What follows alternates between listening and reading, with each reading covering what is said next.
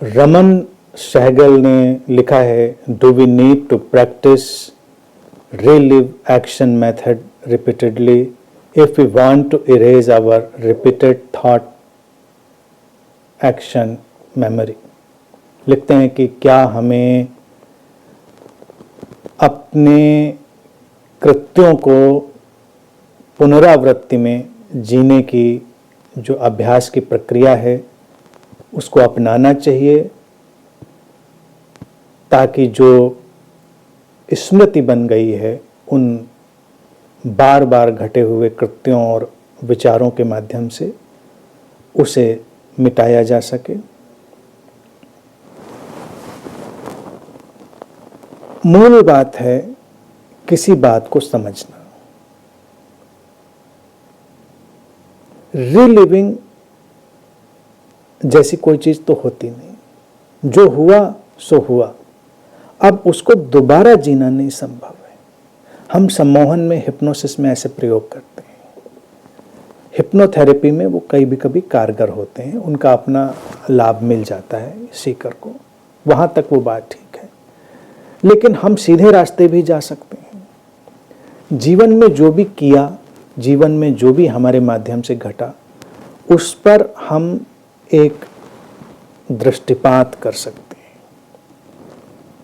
बार बार repeated कोई किसी चीज को पुनरावृत्ति में ले जाने की जरूरत नहीं है। हमारी समझ के तल निरंतर विकसित हो रहे हैं। हम समझ के किसी एक ही तल पर नहीं है।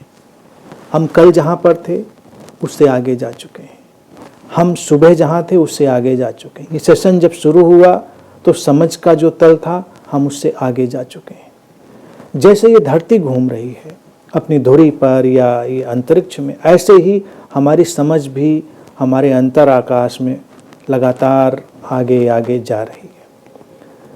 हर आगे गई समझ के पड़ाव पर कभी रुककर अपने पीछे के कृत्यों पर एक दृष्टिपात कर लेना, एक जैसे पुनरीक्षण होता है, पुनरावलोकन होता है, इंट्रोस्पेक्शन, रेट्रोस्पेक्शन, उस तरह से हम देखें तो उस समझ के परिप्रेक्ष्य में जब हम किसी चीज को देखेंगे तो कई सारी चीजें हमारे लिए व्यवस्थित हो जाएंगी। लिखा है कि स्मृति मिट सके, स्मृति मिटती कभी नहीं है। स्मृति भी एक किस्म की ऊर्जा है, वो बनी रहती है। स्मृति मिटने का एक ही तरीका होता है कि हम ब्रेन से जो वो फंक्शनल सेल है, जो वो काम करती है, वो खास व्यवस्था, उसको हम हटा दें तो उस खास किस्म की स्मृति भी चली जाएगी। लेकिन अपने मौलिक अस्तित्वगत रूप में वो स्मृति कहीं न कहीं विद्यमान रहती है। इसीलिए कभी कभी ऐसा भी देखा गया कि सिर में जैसे किसी की सर्जरी हुई, चोट लगी और स्मृति का कुछ गड़बड़ हो गया, लेकिन फिर कुछ और विकसित हुआ और बायोलॉजिकली हम जानते हैं कि इस हिस्से से स्मृति का ये वाला पैटर्न कंट्रोल किया जाता था, लेकिन वो स्मृति फिर से जाग गई, क्योंकि वो स्मृति तो कहीं पर थी हमारे अवचेतन में। हमारे मस्तिष्क की जो प्रक्रिया है वो केवल उसको उभार कर उसको हमारे लिए उपयोगी बनाती है। वो उतनी ही चीज है। जैसे हमारे हाथ में मोबाइल है तो हम उससे वो सारी फ्रिक्वेंसीज को टैप करके अपना काम करते हैं। फ्रिक्वेंसीज अपनी जगह है, तो स्मृतियाँ क्या है? कोई भी घटना घटी उसकी एक स्मृति बन जाती है, तो वो स्मृति एग्जिस्टेंशियली अपनी जगह पर विद्यमान रहती है। लेकिन बदलता क्या है? जब हम अपनी नई समझ के साथ लौट कर देखते हैं फिर से अपने कृत्यों, घटनाक्रमों को, तो स्मृति रिफाइन हो जाती है, क्योंकि जो हमारे अंदर डेटा है वो उस घटना का नहीं है, उस स्मृति का नहीं है, वो उस स्मृति की व्याख्या का है, उसके इंटरप्रिटेशन का है। इसीलिए एक ही घटना को हम अलग अलग तलों पर, जीवन के अलग अलग समझ के पड़ावों पर अलग अलग ढंग से देखते हैं। और एक ही घटना का अलग अलग लोगों के लिए अलग अलग मायने भी हो सकता है। स्मृति को मिटाने की कोई भी कोशिश व्यर्थ है और उसका कोई उपयोग भी नहीं। हमें क्या मिटाना, क्यों मिटाना है? जो जैसा है, जहां है, जैसा डेटा है, उसको हमें वैसा ही पड़ा रहने देना। हमको उस डेटा से, उस स्मृति के घटनाक्रम से हमारे ऊपर क्या इंप्रेशन आया था, हमारे ऊपर उसकी क्या छवि पड़ी थी, हमारे जीवन में क्या अनुगूंज आई थी उस घटना की, हमको उस पर काम करना है। और वो हर प्रतिक्रिया हमारे उस समय के इंटेलिजेंस लेवल और अवेकनिंग के लेवल से ही आती है।